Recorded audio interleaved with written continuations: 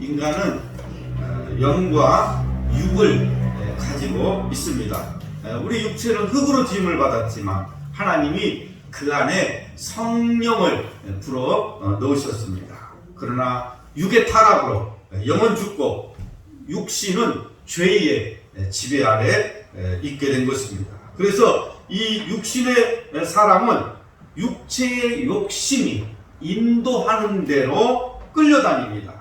오늘 말씀에도 보니까 육신의 일과 영의 일이 전혀 다르다고 말합니다. 그러니까 육의 세계는 육체적 감각이 중심이 되어 있습니다. 그래서 육에 속한 사람들은 영에 대해서 알지 못하고 모든 관심과 노력을 눈에 보이는 것에 집중을 합니다. 하나님은 물론 영적인 일에는 관심이 없어요. 여러분, 세상 사람들이 무슨 영적인 일에 관심이 있습니까? 전혀 없어요. 육의 사람은 육신의 정욕대로 살기 때문에 세상에 끌려다닐 수밖에 없는 것입니다. 우리는 세속화 시대를 살고 있는 신앙인들이에요. 이 시대는 영에 속한 사람으로 살아가기가 매우 어려운 시대입니다. 다른 말로 말하면 죄를 짓기 쉬운 시대를 우리는 살고 있다는 것입니다. 또 우리 주변에는 육체의 만족과 즐거움을 주는 것들이 너무나도 많습니다. 오늘 한국교회 이 기독교는 세대 교체를 이루면서 종교화되어 가고 있습니다. 종교 생활이란 무엇이냐? 제도적인 교회 안에서 형식적으로 참여하는데 만족하는 행위입니다. 그러니까 예배 드리는 것으로 그냥 만족하는 거예요. 근데 이 종교 생활은 인간 중심적인 자기 만족이다. 자기 만족이에요. 자기 만족. 오늘 예배에 참석했다는 자기 스스로 만족하는 그런 행위를 말하고 있습니다. 그래서 형식적인 종교 생활은 영의 일이 아닌 육의 일입니다. 오늘 교회는 다니지만 영적으로 죽어있는 사람들이 너무나도 많습니다. 자신의 영이 죽어 있다는 것을 모르는 채 살아가고 있는 것입니다. 우리는 육신대로 살면 죽기 때문에 영으로 살아야 되는 것입니다. 그렇다면 육에 속한 사람과 영에 속한 사람이 얼마나 다른지 한번 보겠습니다. 자, 오늘 말씀 5절과 6절 말씀입니다. 육신을 쫓는 자는 육신의 일을, 영을 쫓는 자는 영의 일을 생각하나니 육신의 생각은 사망이요 영의 생각은 생명과 평안이니라. 자, 육신의 생각은 땅에 속한 거예요. 왜 사람들이 염려하고 근심하고 걱정하면서 살아갈까요? 땅에 있는 것만 생각하기 때문입니다. 무엇을 먹을까? 무엇을 마실까? 무엇을 입을까? 땅에 있는 것만 생각하니까 염려 근심이 떠나가지 않는 것입니다. 그러니까 육에 속한 사람은 눈에 보이는 대로 육신의 일만 생각하는 거예요. 우리가 세상 것을 따라가면 염려 근심이 떠나지 않습니다. 그러나 영의 사람은 세상 일에 매여 살아요. 똑같이 세상 일에 매여 살지만 틈만 나면 하나님을 생각합니다. 예수님을 생각합니다. 하나님의 말씀을 생각합니다. 그래서 오히려 육체의 욕심을 따라가면 괴로워서 견딜 수가 없는 거예요. 똑같이 세상에 매여 살지만 늘 하나님을 생각하고 예수님을 생각하고 말씀을 생각하면서 사니까 육체의 욕심을 따라가면 괴로워서 견딜 수가 없는 것입니다. 육신의 생각을 하면 어떻게 될까요? 사망이라고 했습니다. 사망, 죽음이 찾아오는 거예요. 그러나 영의 생각은 생명과 평안이라고 했습니다. 왜 영의 사람들에게는 생명이 있을까요? 간단하죠. 성령 안에는 생명이 있습니다. 성령이 생기잖아요. 살아있는 영.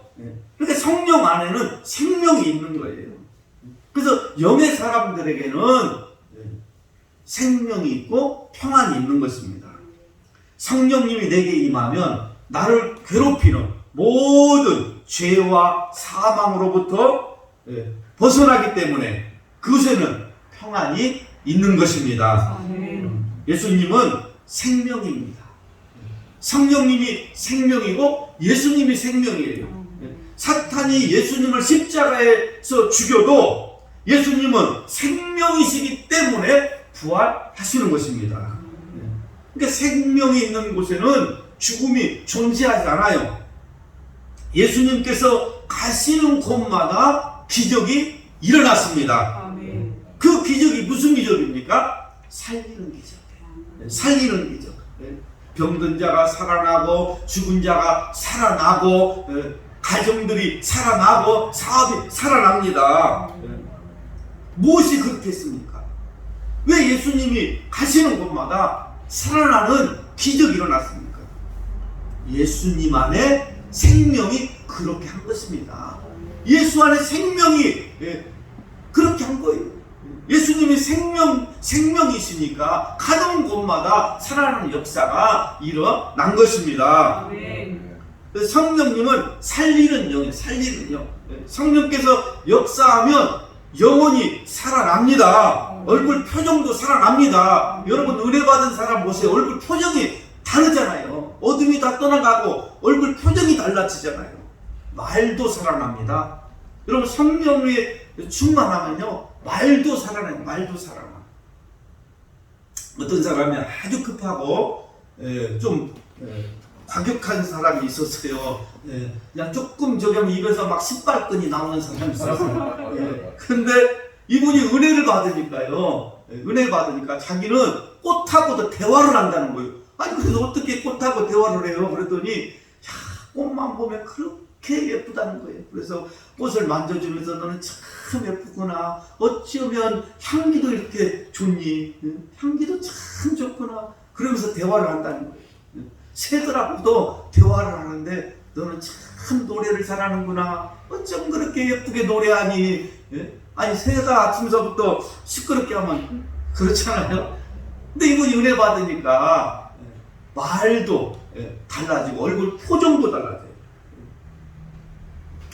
그러니까 이 성령께서 가장 좋아하시는 것은 살리는 거예요. 살리는 거. 살리는 것을 가장 좋아하십니다. 가정도 교회도 사업도 살아나기를 축복합니다. 그러니까 예수님도 죄와 사망으로 죽어있던 우리를 살리러 오셨잖아요. 예수님도 살리는 생명이 예수 안에 있는 것이고 성령님도 생기니까 살리는 영이시고 살리는 일을 좋아하신단 말이에요. 그래서 누구든지 예수 그리스도 안에 있으면 회복이 되고 살아나는 역사가 일어날 줄로 믿습니다.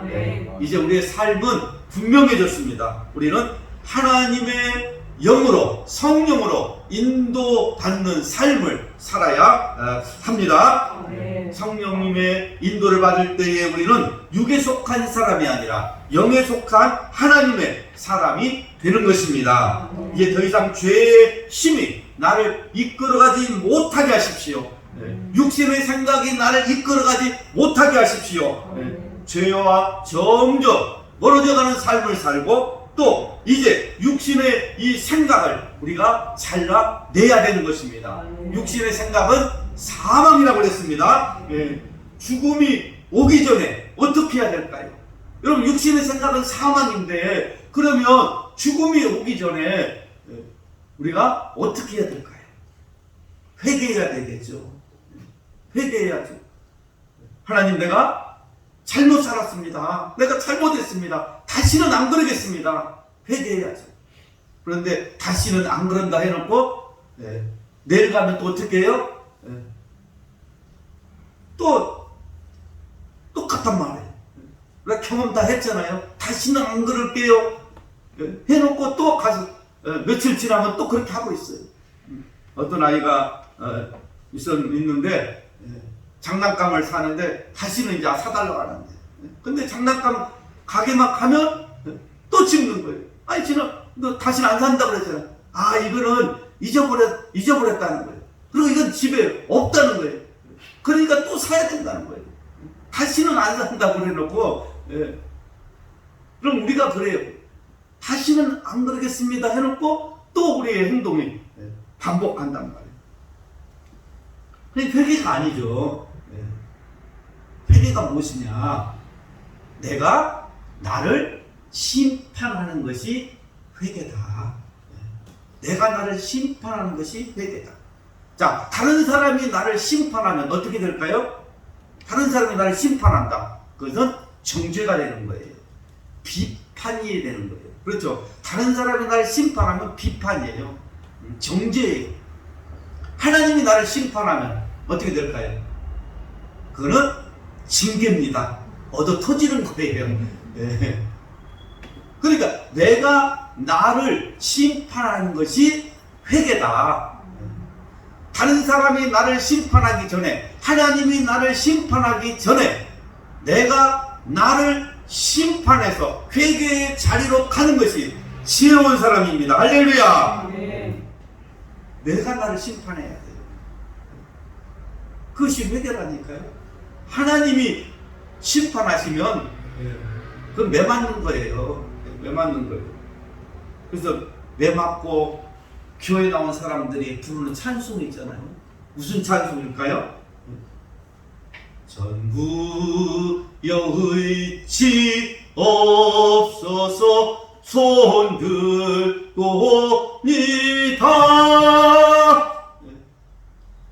여러분, 이 찬송을 부를 때는 이미 얻어 터졌다는 거예요. 그러니까 하나님이 나를 심판하시기 전에 내가 나를 먼저, 다른 사람이 오직하면 나를 심판하겠어요? 비판하겠습니까? 내가 먼저 나를 심판해서 회개의 자리로 가야 하는 것입니다.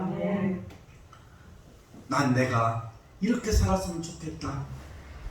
너 믿음으로 살아야 돼. 성령님이 들려주시는 음성을 들을 수 있기를 바랍니다. 자, 7절 말씀 보겠습니다. 7절 말씀. 육신의 생각은 하나님과 원수가 되나니 이는 하나님의 법에 굴복하지 않을 뿐만 아니라 할 수도 없습니다. 육을 쫓는 사람들은 하나님의 말씀이 오면 순종하지 못하고 갈등을 합니다. 순종을 해야 하는지 알면서도 할 수가 없어요. 왜? 육체의 힘이 크기 때문에. 마음은 원하지만 그렇게 안 되는 거예요. 이것이 육의 사람입니다. 그러나 성령의 사람은 하나님의 말씀이 오면 순종합니다. 순종의 사람만이 하나님을 기쁘시게 할 수 있습니다. 순종하면 하나님이 복을 주십니다. 하나님이 주시는 복의 통로가 되시기를 축복합니다. 8절 말씀입니다. 8절. 육신에 있는 자들은 하나님을 기쁘시게 할 수 없느니라. 자, 육신에 있는 사람들은 하나님을 기쁘시게 할 수 없습니다. 그러니까 하나님을 기쁘시게 하려면 영의 사람이 되어야 돼요. 영의 사람이. 하나님의 사람만이 하나님을 기쁘시게 할 수 있습니다. 신앙생활 잘하고 정말 싶다면 십자가의 주님을 날마다 바라봐야 되는 거예요. 내가 신앙생활 잘하고 싶다. 그러면 십자가의 주님을 날마다 바라봐야 되는 것입니다. 여러분이 아무리 은혜를 받았을지라도, 과거에 기도를 아무리 많이 했을지라도, 금식을 아무리 많이 했을지라도, 오늘 내가 십자가 앞에 서지 않으면 넘어지고 쓰러질 수밖에 없는 것입니다. 오늘 내가 십자가 앞에 서야 되는 거예요. 그래서 내가 매일 어디 앞에? 십자가 앞에 더 가까이 가오니. 내가 매일 십자가 앞에 나가야 승리할 수가 있는 것입니다. 매일 십자가 앞에 나가시기를 바랍니다. 십자가에 나를 묶으시기를 바랍니다. 십자가에 나를 묶어놔야 돼. 묶어놔야 돼. 옛날에 보니까요, 옛날에 농경사회라서 다 농사를 지어 먹고 살았잖아요. 그러니까 이 어머님들이 이제 애를 낳으면은 애를 봐줄 사람도 없고, 또 애기를 데리고 밭에 나갈 수가 없으니까 어떻게 해요? 마루에다가 애를 재워놓고 이 포대기 끈으로 묶어요. 애를 묶어가지고 그 천장에다 끈을 이렇게 묶어놔요. 그럼 얘가 깨도 묶여 있으니까 마루에서만 왔다 갔다 하지 마당으로 떨어지지 않는단 말이에요. 마루에서 마당으로 굴러 떨어지면 얘가 다치잖아요. 위험하잖아요. 그러니까 끈으로 묶어놓고 이 들에 나가서 어머니들이 일을 했어요. 마찬가지예요. 십자가에 나를 묶어놓지 않으면 우리가 세상으로 떨어질 수밖에 없어요. 나를 묶어놔야 세상으로 떨어지지 않습니다. 죄악으로 떨어지지 않습니다. 불구덩이에 떨어지지 않습니다. 묶어놔. 십자가에 날마다 십자가에 나를 묶어놔야 돼요. 그래야 떨어지지 않는 거예요. 믿음의 사람은 오늘을 바라보고 사는 사람이 아니에요. 내가 지금 어떤 처지에 있느냐, 이 세상이 지금 어디로 가고 있는가. 여러분, 이 세상이 지금 어디로 가고 있어요? 불구덩이로 가고 있잖아요. 지옥으로 가고 있잖아요. 심판의 자리로 가고 있잖아요. 지금 이 세상이. 이 세상이 지금 무엇을 좋아하는가, 이런 것들을 아는 사람이 성령의 사람입니다. 우리가 영적인 감각이 없다면 이 세상의 그 품속을 쫓아갈 것입니다. 하나님을 바로 믿는 사람이라면 이 시대가 어떤 시대인가, 이 세상이 무엇을 추구하는가, 사람들의 생각이 어디에 집중되어 있는가, 왜 먹고 마시고 즐기는 일에 만족하며 사는가를 우리가 알아야 되는 것입니다. 나도 이 시대의 흐름에 이끌려서 그대로 따라가는 것은 아닌지, 우리가 어디에 관심을 두고 살아야 하는지 여러분 점검을 해봐야 돼요. 그렇지 않으면 육신에 끌려다니게 됩니다. 저와 여러분은 성령의 인도함을 받아서 구별된 삶을 사시기 바랍니다. 육에 속하여 육신에 따라 살지 말고 영적으로 살아있는 성령의 사람이 되시기를 주의 이름으로 축복합니다.